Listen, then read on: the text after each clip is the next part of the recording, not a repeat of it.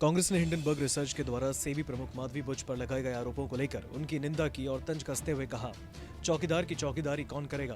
कांग्रेस के महासचिव जयराम रमेश ने हिंडनबर्ग की पोस्ट को टैग करते हुए सोशल मीडिया मंच एक्स पर लिखा, संसद को 12 अगस्त की शाम तक कार्यवाही के लिए अधिसूचित किया गया।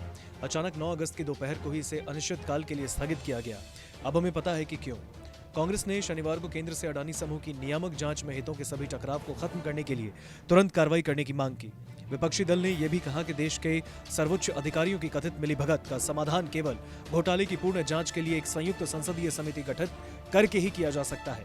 सेबी प्रमुख पर आरोपों के मद्देनजर शिवसेना उद्धव बालासाहेब ठाकरे की नेता और राज्यसभा सांसद प्रियंका चतुर्वेदी ने कहा, अब यह साफ हो गया है कि सेबी ने अडानी समूह की कंपनियों के विवरण मांगने वाले उनके पत्रों का जवाब क्यों नहीं दिया।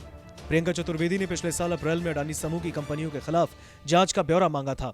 शिवसेना यूबीटी प्रवक्ता आनंद दुबे ने कहा कि हिंडनबर्ग रिसर्च की रिपोर्ट से पता चला कि इस मामले में सेबी प्रमुख की संलिप्तता है। दुबे ने कहा, सवाल यह है कि मामले की जांच कौन करेगा। जिस तरह से संसद का सत्र संपन्न हुआ उससे लगता है कि कुछ गड़बड़ है। और इस बीच टीएमसी की सांसद महुआ मोइत्रा ने कहा कि असली अडानी शैली में सेबी अध्यक्ष भी उनके समूह में एक निवेशक हैं। क्रोनी कैपिटलिज्म अपने चरम पर है। मोइत्रा ने यह भी मांग की कि सीबीआई और ईडी कथित मनी लॉन्ड्रिंग की जांच करे। चलिए आपको बताते हैं कि हिंडनबर्ग की नई रिपोर्ट में ऐसा क्या है जिस पर विपक्ष ने केंद्र सरकार को घेर लिया है। हिंडनबर्ग रिसर्च ने अपनी नई रिपोर्ट में कहा कि सेबी की चेयरपर्सन माधवी बुच और उनके पति धवल बुच के पास अडानी समूह के कथित वित्तीय कदाचार से जुड़ी ऑफशोर एंटिटी में हिस्सेदारी है। एक दस्तावेज का हवाला देते हुए दावा किया गया कि ये संस्थाएं गौतम के बड़े भाई विनोद अडानी की ओर से रुपयों की हेराफेरी करने के लिए इस्तेमाल किए जाने वाले नेटवर्क का हिस्सा थी। रिपोर्ट के अनुसार अप्रैल 2017 से मार्च 2022 तक बुच की अगोरा पार्टनर्स नामक एक ऑफशोर सिंगापुर की कंसल्टिंग फर्म में 100% हिस्सेदारी थी।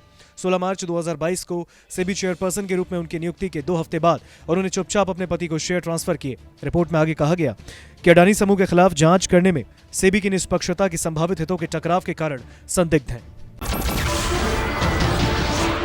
नमस्कार, मैं हूं मानक गुप्ता।